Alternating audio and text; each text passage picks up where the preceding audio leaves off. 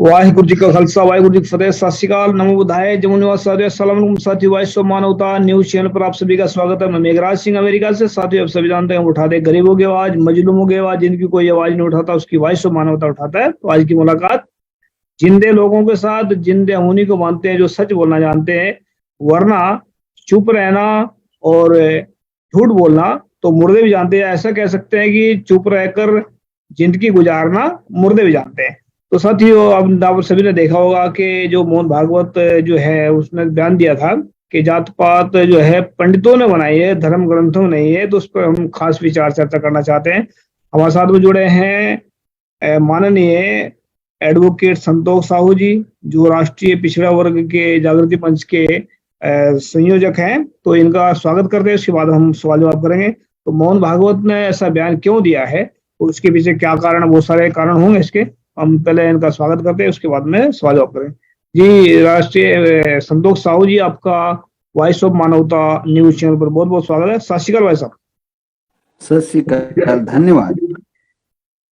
साथियों, हम बताना चाहते हैं, जब भी गरम गरम मुद्दे आते हैं तो ये संतोष साहू जी आपके सामने हमें भी पकड़ कर ले आते हैं, खुद भी आ जाते हैं। तो इनका स्पेशल धन्यवाद करना पड़ेगा हमें, क्योंकि जो टॉपिक दुनिया में छूते ही नहीं है लोग, उसके ऊपर एक बहुत अच्छी चीज जानकर देते हैं हमें। तो इनसे हम आज फिर जानेंगे इनसे कि जो जात पात के जो खिलाफ, मतलब जो मोहन भागवत ने बयान दिया है। तो इसमें मेरा सवाल सबसे पहले ये होगा संतोष साहू जी, जो इसमें बोला है इन्होंने मोहन भागवत ने कि जात पात जो है वो धर्म ग्रंथों में नहीं है, पंडितों ने बनाई है। इसके पीछे मोहन भागवत की मंशा क्या है, या जो आरएसएस के जो आरएसएस की जो संगठन चलता है इसका, इसके पीछे इनकी मंशा क्या है, इसके अंदर क्या सोच, इनके अंदर क्या चल रहा हो उसके बारे में। जी भाई Meghraj Singh ji, CO voice of मानवता टीवी चैनल, आपको और चैनल को मैं धन्यवाद ज्ञापित करता हूं कि आपने अभी भारत में एक जन चर्चा का विषय है कि आरएसएस के प्रमुख माननीय डॉक्टर मोहन भागवत जी ने यह बयान दिया कि भारत में जाति की व्यवस्था पंडितों ने अर्थात ब्राह्मणों ने बनाई। जी, ऐसा उन्होंने बयान दिया है। तो आपका जो सवाल है कि ये बयान उन्होंने किस संदर्भ में दिया, तो मैं आपको बताना चाहता हूं कि अभी भारत में चारों तरफ समाज के अंदर जो ब्राह्मण धर्म है, जिसको शब्द प्रयोग हिंदू धर्म के रूप में प्रचारित किया जा रहा है, असल में वो ब्राह्मण धर्म है। इसको लेके चारों तरफ एक विद्रोह हो रहा है। जी, इस विद्रोह में लोगों को बहुत ज्यादा सोचने के लिए मजबूर होना पड़ रहा है, क्योंकि सदियों क्या लगभग 3000 साल के अंदर भारत में जाति और उपजाति की व्यवस्था है। वर्ण की व्यवस्था, फिर जाति की व्यवस्था और जाति में उपजाति की व्यवस्था।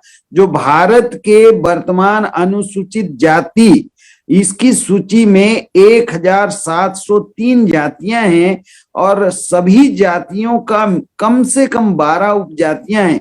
ऐसे 25 से 30 हजार जाति उपजाति में जो बिखरे हुए लोग जो जाति का दंश झेल रहे हैं, जो भारतीय समाज रचना में सबसे निचले पायदान पे हैं। तो अब जागृति आ रहा है सोशल मीडिया के माध्यम से। पूरा विश्व साइबर युग में आ गया, पूरा विश्व एक परिवार की तरह हो गया है। बहुत तेजी से ज्ञान विज्ञान का विकास हो रहा है। तो लोगों में चेतना पैदा हुई कि असल में ये जो जाति के नाम पे जो ऊंच है, जाति के नाम पे नीच है, ये किसने बनाई। अगर डॉक्टर मोहन भागवत जी ये कहें कि नहीं ये भगवान ने बनाई, तो आज विज्ञान का जमाना है, कोई मानने को तैयार नहीं। भगवान ने कैसे बनाई ये सवाल होगा। तो अगर भगवान ने बनाई तो भारत के 90% लोग भगवान को मानना छोड़ देंगे, क्योंकि भगवान किसी को ऊंच और किसी को जन्मजात नीच कैसे बना सकता है। तो उन्होंने बहुत सोच समझकर ये बयान दिया। उन्होंने ये सच्चाई को देश के सामने लाया कि भारत में जाति नाम की व्यवस्था पंडितों ने, भारत में ब्राह्मण समाज को पंडित कहा जाता है, तो पंडितों ने अर्थात ब्राह्मणों ने बनाई। उन्होंने सदियों सदियों से दंश झेल रहे लोगों को एक सांत्वना के रूप में उन्होंने ये सच्चाई को स्वीकार किया कि असल में भारत में जाति उपजाति की व्यवस्था भारत में पंडितों अर्थात ब्राह्मणों ने बनाई। उन्होंने एक तरह से अपने पक्ष को बचाया है। जी जी जी, मतलब एक सवाल और भी उठता है इसमें कि जैसे आपने ब्राह्मण धर्म की बात रखी है, तो ब्राह्मण धर्म को बचाने का इसमें जो मतलब इनके अपना वर्चस्व खतरे में पड़ा फिलहाल, क्योंकि चारों तरफ से इनके खिलाफ जो है आंदोलन चल रहे हैं, तो कोई ब्राह्मण धर्म को बचाने के चक्कर में तो नहीं है बयानबाजी दिया उन्होंने? जी, ये बात से मैं आपका सहमत हूं कि चारों तरफ अनुसूचित जाति के लोगों में बहुत तेजी से ज्ञान विज्ञान के प्रति चेतना हो रहा है। अनुसूचित जनजाति के लोग जो सदियों के हजारों साल जंगलों में रहे, आज जो ज्ञान और विज्ञान में बहुत तेजी से आगे बढ़ रहे हैं, तर्क और तथ्य पे वो बात कर रहे हैं। अन्य पिछड़े वर्ग जो वर्ण व्यवस्था में शूद्र के रूप में हजारों साल दबाए रखे गए थे, वो लोग अभी ज्ञान विज्ञान देश और दुनिया में घूम रहे हैं। सोशल मीडिया के माध्यम से, अन्य और वैज्ञानिक शोध के माध्यम से उनमें जो ज्ञान विज्ञान का प्रादुर्भाव हो रहा है, वो लोगों को ये चेतना आ रही है कि जाति मनुष्य के द्वारा बनाया हुआ है, इंसानों के द्वारा बनाया हुआ है। इसको ईश्वर या भगवान बना ही नहीं सकता। ईश्वर और भगवान के नाम पे अब कोई किसी को गुमराह नहीं कर सकता है।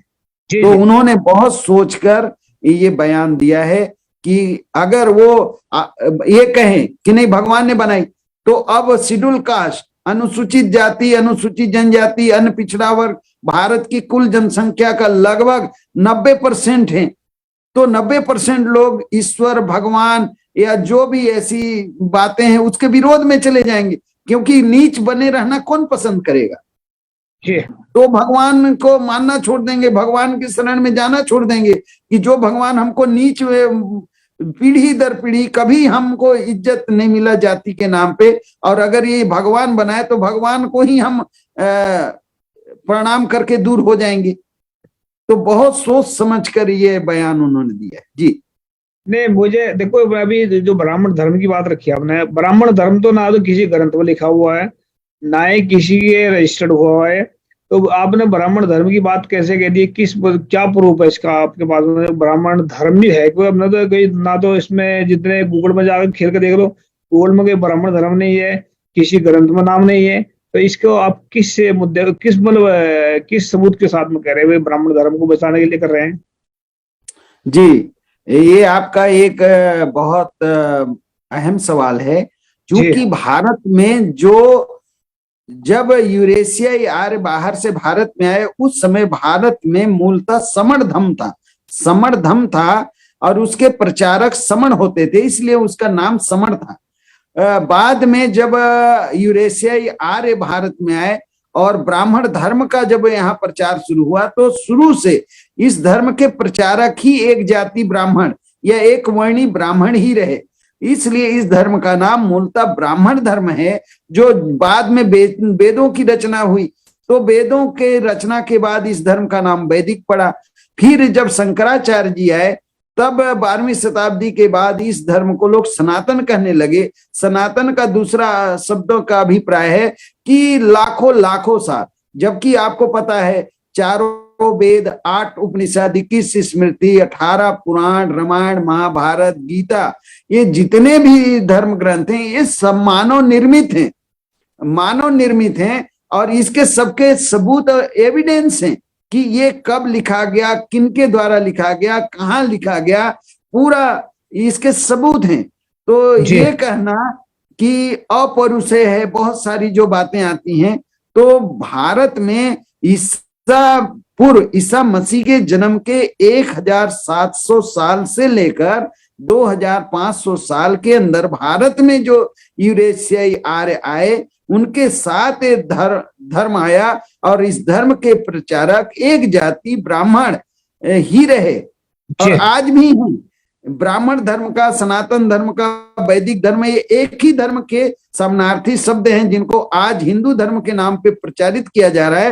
हालांकि हिंदू धर्म ये बताया जाता है कि गर्व से कहो हम हिंदू हैं, और हम हिंदू हैं, लेकिन दूसरे तरफ उन्हीं हिंदुओं को मंदिरों में लिख दिया जाता है कि शूद्रों का प्रवेश वर्जित है। अगर कोई शूद्र गलती से घुस गया तो उसकी पिटाई होगी।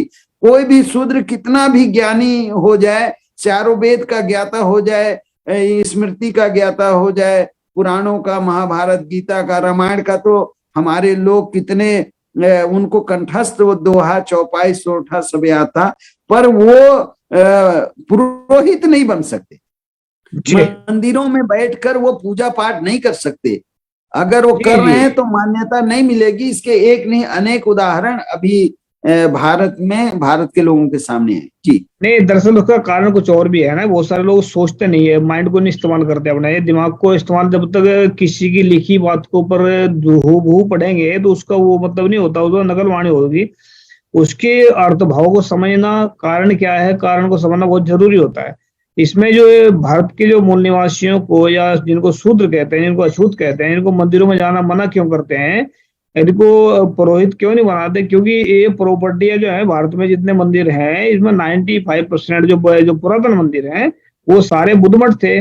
और बुद्ध मठों को उन्होंने तोड़ करके उनको मतलब किसी का मुंह बिगाड़ दिया, कुछ कर दिया। तो वो मूर्तियां भी उन्होंने चेंज कर, ध्यान से देखे मूर्तियों को अच्छी तरह धुलाई करके, वो बुद्ध की मूर्तियां हैं। तो बुद्धों के मठों को तोड़ करके इन लोगों ने मंदिर बनाए। इसीलिए उनको जो है, जो अछूत है, उनको मना इस करके करते हैं ताकि अपनी प्रॉपर्टी को ना पहचान ले। तो कारण सबसे बड़ा ये है इसका। तो ये ऐसा नहीं है कि मंदिर में भगवान बैठा। अगर भगवान मंदिर में बैठा होता आज तक है तो यह नहीं कहते भगवान तो चारों तरफ बैठा है, वो तो हर हर कण कण के बैठा है। तो ब्राह्मण की जो अंदर की जो तृष्णाएं हैं, जो उसका भीख मांगने का तरीका है, लोगों को लूटने का तरीका, वो अब तक खत्म नहीं हुआ उसका। अगर उसको मिल जाता तो सबसे पहले भगवान तो उसके अंदर झूठ बोलना निकालता है। तो झूठ जब जब सुबह से लेकर शाम तक झूठ बोलते हैं, लोगों को बेवकूफ बनाते हैं, पत्रियां बनाते हैं।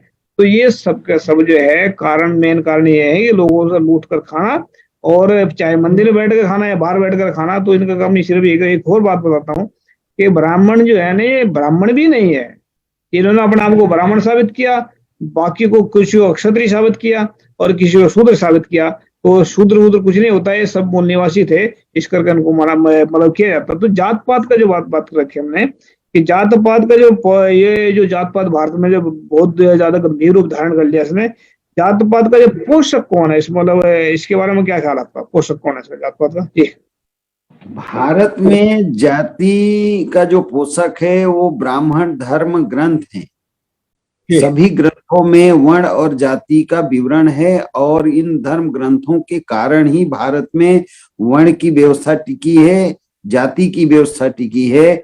और जब तक इन सभी धर्म ग्रंथों का हिंदी देवनागरी लिपि के माध्यम से जब तक लोग इसका समुचित अध्ययन नहीं करेंगे, तब तक उनको ये जानकारी नहीं होगी। भारत रत्न महामानव डॉक्टर बाबा साहब भीमराव अंबेडकर जैसे युग पुरुष जब जर्मनी गए और वहां वो संस्कृत को वहां अनुवाद हुआ, उसको जब पढ़े तब उनको ज्ञात हुआ कि इनके अंदर क्या लिखा हुआ है।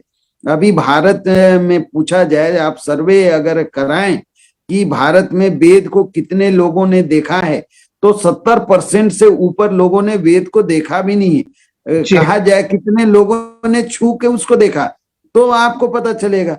पढ़ने का बात तो बहुत ही दूर है अभी भी, क्योंकि भारत में हजारों साल तक वर्तमान जो अनुसूचित जाति है, अनुसूचित जनजाति है, अन्य पिछड़े वर्ग हैं, या इनसे समय समय पे लोग धर्मांतरण कर गए, इस्लाम को कबूल कर लिए, सिख हो गए, ईसाइयत में चले गए। एक बात इसमें ऐड करना चाहता हूँ। देखो, छूने का पढ़ने का तो सवाल ही नहीं था, तो उसके अंदर क्या लिखा है हमें क्या पता।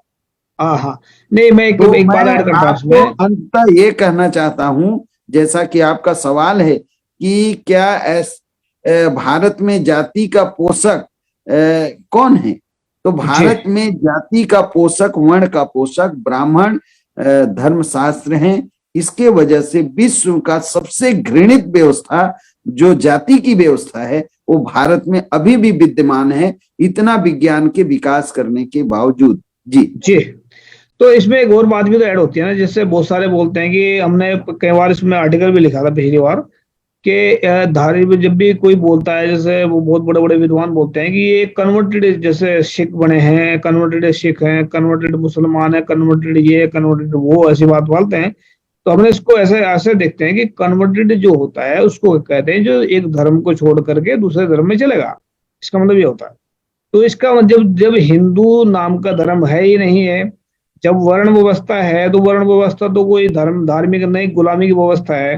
तो जो शूद्र जो शूद्र हैं, अगर वो शूद्र गुलामी को छोड़ करके धर्म में गए हैं, उसको कन्वर्टेड नहीं कहेंगे, उसको हम कहेंगे उन्होंने गुलामी को आजाद छोड़ करके आजाद हो गए, या पहले अधर्मी थे बाद में धार्मिक बन गए, तो उनको कन्वर्टेड नहीं कह सकते। ना ही मुसलमान कन्वर्टेड है, ना ही सिख कन्वर्टेड है, सबके सब जो है ना उन्होंने पहले अधर्मी थे, बाद में धार्मिक बन गए या गुलामी से आजाद हो गए, इस सीधे शब्दों में ये कह सकते हैं।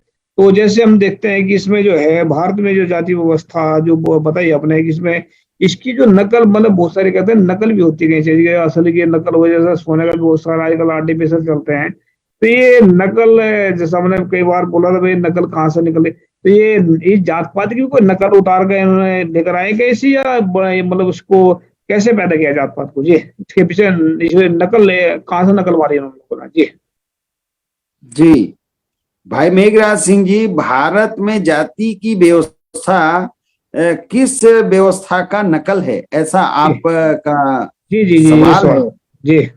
तो मैं आपको बताना चाहता हूं कि ये जो धरती है इसमें 196 देश हैं और 47 टेरिटरीज हैं। सब मिला के भारत में अभी लगभग 800 करोड़ लोग हैं, और 800 करोड़ लोगों में भारत के अंदर लगभग 140 करोड़ लोग। विश्व के किसी भी हिस्से में जाति नाम की व्यवस्था नहीं है, किसी भी देश में। 195 देश के लोगों को पता भी नहीं है कि जाति नाम का इंसानों के अंदर कोई व्यवस्था होती होगी। वो दुनिया के लोग हैरान हैं कि एक जैसे दिखने वाले लोग अपनी अपनी जात को पहचानते कैसे। मैं इस विषय पे कहना चाहता हूं कि भारत में जाति और उपजाति की व्यवस्था पशु की व्यवस्था है, जानवरों की व्यवस्था का नकल है। जानवरों से नकल करके जाति, चूंकि जातियां जानवरों में हैं, जैसे घोड़ा हाथी से अलग है, हाथी गधे से अलग है, गधा सुअर से, भालू से, शेर, चीते, सबके शरीर का बनावट अलग है, उसको पहचाना जा सकता है, उसके नाम से उसका बोध होता है, छू कर आप पहचान सकते हैं, देख कर आप पहचान सकते हैं, मल मूत्र से पहचान सकते हैं। लेकिन इंसानों को ना आप छू कर बता सकते हैं कोई जाति का है, ये किस जाति का है, ना कोई ऐसा मशीन है अभी तक विश्व के अंदर कि वो मशीन लगाकर आप बता दें कि फलाने फलाने जात के हैं। ना उनके मलमूत्र से पता चलेगा, ना प्रजनन की क्रिया से पता चलेगी। तो असल में जाति जानवरों में है, जातियां पक्षियों में है, जातियां वनस्पति पौधों में है, और उन्हीं जानवरों का नकल करके भारत के अंदर इंसानों के ऊपर जाति की व्यवस्था थोप दी गई है। और ये विश्व का सबसे घृणित व्यवस्था है कि जन्म से आप बताएं, कोई भी, चाहे वो ब्राह्मण है, क्षत्रिय है, वैश्य है, शूद्र है, अति शूद्र है, ये वर्ण आधारित जो व्यवस्था का शब्द है। इसके बाद भारत में ब्राह्मण, क्षत्रिय, वैश्य और शूद्रों में हजारों, क्या लगभग 75,000 जाति और उपजाति से ज्यादा हैं। और इन लोगों को जाति के नाम पे तबाह और बर्बाद कर दिया गया, मानवीय सुख और सुविधा से वंचित कर दिया गया। ये कहा जाए नहीं नहीं इसके हाथ का पानी भी हमें नहीं चलेगा, ये इस कुएं को पानी को छू लिया, इसको हम नहीं पिएंगे, इसको गौमूत्र और गंगा जल डालेंगे तब वे पवित्र होगा। अब बताएं, किसी को ये कह दिया जाए, आप बाबा साहब भीमराव अंबेडकर जी को तो पूरा विश्व जानता है कि वो, उनको पानी जब प्यास लगता था तो एक आदमी अलग से होता था, उनको दूर से पानी गिरा के देता था।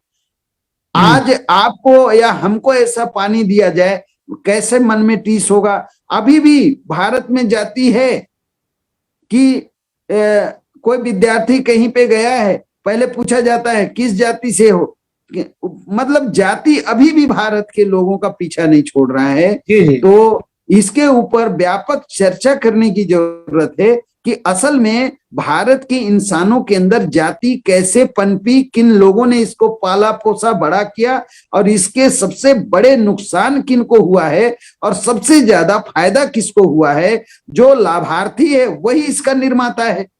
तो जी जी माननीय डॉक्टर मोहन भागवत जी ने जो सच्चाई को स्वीकार किया है वो उसके दो मतलब है। एक तो वो ब्राह्मण धर्म को बचाना चाहते हैं, दूसरा भारत के बहुसंख्य अनुसूचित जाति जनजाति ओबीसी उनके विरोध में ना चले जाएं, इसलिए वो स्वीकार कर इनके आक्रोश को कम करना चाहते हैं कि नहीं, ब्राह्मणों अर्थात पंडितों ने ही भारत में जाति बनाई है और इसको धीरे धीरे सुधारा जा सकता है। ऐसा उन्होंने ये बयान दिया। पर कैसे सुधरेगा, इसके लिए पहल क्या होगा, शासन स्तर पे होगा, समाज पे होगा, क्योंकि अभी भी भारत में कोई मूछ रख लिया तो उसकी हत्या हो रही, कोई अच्छे कपड़े पहन नहीं सक रहे। कई ऐसे राज्य में गांव हैं कि जूते चप्पल पहन के सवर्णों के दरवाजे गली से आप नहीं गुजर सकते। ये किससे छुपा हुआ है? गुजरात का जो बच्चा मटके का पानी पी लिया, पूरा देश दुनिया उस घटना को देख रहा है कि एक अबोध बालक सिर्फ घड़े का मटके का पानी अपने हाथ से निकाल कर पी लिया और वो इतना जाति, एक टीचर शिक्षक गुरु इतना जातिवादी कि उस अबोध बच्चे को पीट पीट कर अधमरा कर दिया। अंततः वो बच्चा पानी के कारण उसकी मृत्यु हो गई। ये भारत की घटना है।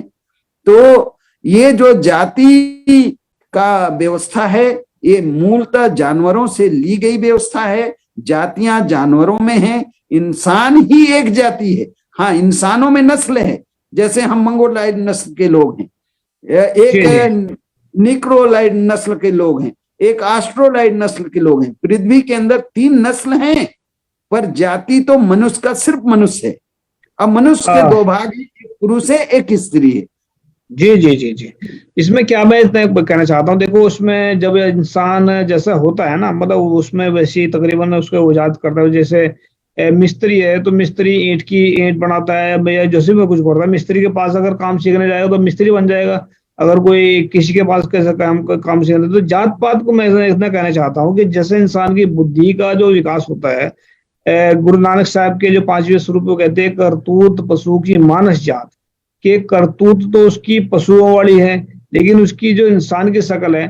तो इन लोगों ने जात पात इसलिए बनाए हैं क्योंकि इनके अंदर जानवरों वाले गुण ज्यादा थे, इंसानों वाले कम थे। अगर इंसानों वाले गुण होते तो इनमें गुण है ही नहीं है। हमने तो पहले से कहा कि ब्राह्मणों को 5000 साल से बुद्धि का विकास नहीं हुआ ब्राह्मणों की। अगर बुद्धि का विकास हुआ होता तो ये जात पात को खत्म कर देते आज। तो जात पात खत्म नहीं है, इसका मतलब बुद्धि का विकास नहीं हुआ और ना ही इनका बुद्धि का विकास कभी हो सकता है, कि घमंडी लोगों का कभी विकास नहीं हो सकता। तो दूसरी बात जो मतलब जो है इसमें बोलते हैं बार बार, अभी ये जो है ना कि जैसे मैंने बयान दिया, इसमें बयान ब्राह्मणों का बयान दिया हुआ, उसको नॉर्मल बयान मत लें। उसके पीछे बहुत सारे षड्यंत्र खड़ा होता है इन लोगों का। इनको 5000 साल का एक्सपीरियंस है, उसको कैसे बेवकूफ बना करके, उसको कैसे बेवकूफ बनाना, ठगना कैसे। इनकी कहावत ही बताते हैं कि जब इनके पास में पावर होती है ना तभी इसको लोगों को मारते हैं, और जब इनके पास में पावर खिसक जाती है फिर ये पैर पकड़ लेते हैं। इनकी 2 कैटेगरी है, ये तो पैर पकड़ते हैं या फिर ये गला पकड़ते हैं। तो इनकी बात पर विश्वास करना, हमने ये नहीं कहते कि सभी ब्राह्मण, मतलब इनकी एक आदत है, एक इनके खून के अंदर कहते हैं। जैसा आपने देखा भी होगा, अंग्रेजों ने भी एक जज की कुर्सी पर बैठने से मना कर दिया था कि इनकी खून में ये मतलब वो शक्ति नहीं है जो ये फैसला कर सके। तो आज जो भारत में जितने भी गलत फैसले हो रहे हैं, इसके पीछे कारण यही है कि इनके अंदर वो चीज नहीं है जो इंसान के अंदर होनी चाहिए। जानवर वाले गुण ज्यादा है, इस करके उन्होंने इस जाति जानवरों की नकल निकाल करके उसको इन्होंने फैलाया। तो मैं लास्ट सवाल करूंगा आपसे, जैसी जात पात की जो बात करते हैं, जैसे इंसान की योग्यता होती है, कोई भी योग्यता होती है, उसको रोकने का जरिया सबसे बड़ा ये षड्यंत्र तो नहीं हो सकता? ये षड्यंत्र, इसको क्या क्या क्या कहना चाहिए? इसको जो योग्यता होती है इंसान की, उसको रोकने का सबसे बड़ा षड्यंत्र समझते हैं इसको, या कुछ और इसके पीछे कारण क्या है? जी, ये योग्यता को दबाने का प्रबल हथियार जाति है। ये जो आपका सवाल है ये बहुत दिल को छूने वाली बात है कि आप अभी भारत में देखें, शेड्यूल कास्ट में, अनुसूचित जाति में ऐसे ऐसे सूरवीर और योद्धा हुए जिनका नाम इतिहास से गायब है। मैं इस मौके पे कहना चाहता हूं कि भारत में असल जो घोटाला है, असल जो चोरी है, वो इतिहास की चोरी है। ऐसे जी जी ऐसे सूरवीर हुए, लेकिन उनके नाम के साथ जाति लगाकर उनको अपमानित किया गया। अभी महामानव, Bharat Ratna, symbol of knowledge, doctor बाबा साहब भीमराव अंबेडकर जी जैसे युग पुरुष अभी भारत के हर लोगों तक क्यों नहीं पहुंच पाए थे? सिर्फ जाति के कारण। इतना जी महान युग दृष्टा भारत, आधुनिक भारत के वो जो अभी का भारत है, उसका सपना महामानव डॉक्टर बाबा साहब भीमराव अंबेडकर जी ने देखा है। जी आधुनिक भारत के निर्माता हैं, लेकिन उनके साथ पक्षपात क्यों हुआ? सिर्फ जाति के नाम पे। तो भारत में जब हर क्षेत्र में हर योग्यता को, प्रतिभा को जाति के नाम पे दबाया गया है, इसके एक नहीं हजारों लाखों सबूत हैं जो आंख से दिखता है। इतिहास में अगर आप जाएं, इतिहास नहीं, जो धार्मिक ग्रंथ हैं, महाभारत में एकलव्य का अंगूठा काटा जाना किस बात का द्योतक है?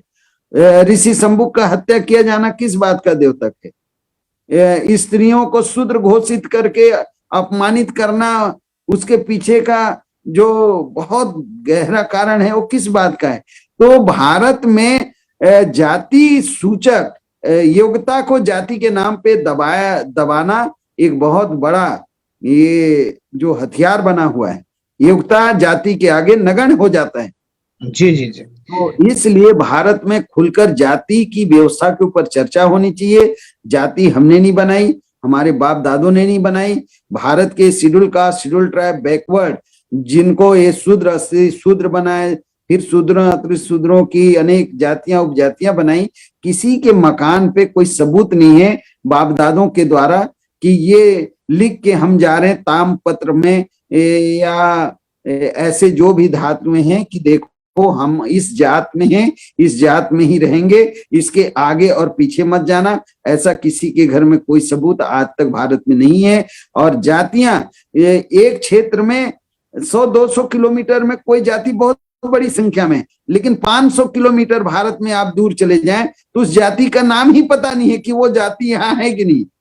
जी जी, ये सही बात भैया, आपने सही बात बोली। हमें तो, हमें जिस टाइम हम जिसमें से निकले गटर में से, चमार जाति से निकला हूं मैं, हमें तो पता था चमारी शूद्र होते हैं, अछूत होते हैं, और बाद में पता लगा भंगी भी अछूत होते हैं, बाद में उसमें पता लगा कोई और भी होते हैं। तो हमें पता भी नहीं था कि अरे कंजर जाति, हमने सुनी कि कंजर जाति भी होती है। कंजर का पहली बार जाति का दंश मैं आपको सबूत के साथ बता रहा हूँ। बिहार मिथिला क्षेत्र में मैं सामाजिक कार्यों से गया था, वहां पे मैं ओबीसी में तेली जाति का आदमी, वहां पे मैं तेली लोगों से मिला, उनके नाम पता सब मेरे पास है। तो मैं रुका था, तो मैं पूछा, सुबह कुछ ऐसे चर्चा हुई, तो बोले यहाँ महाराज लोगों का पूरा है और हम तेली जाति के लोगों को सुबह ये देखना अशुभ मानते हैं। तो तेली जाति के लोगों को, जानवरों को घास देना है, पानी देना है, भूसा देना है, और उनको टाइम पता है कि अभी ये निकलने वाले हैं, तो वो डर के मारे दाएं बाएं हो जाते थे ताकि वो हमारा मुंह ना देख ले, मतलब चेहरा ना देख ले, उनका दिन खराब ना हो जाए। फिर वो अगर देख लिए तो फिर उसको दंड मिलेगा, उसके साथ मारपीट होगी, कुछ भी हो सकता है।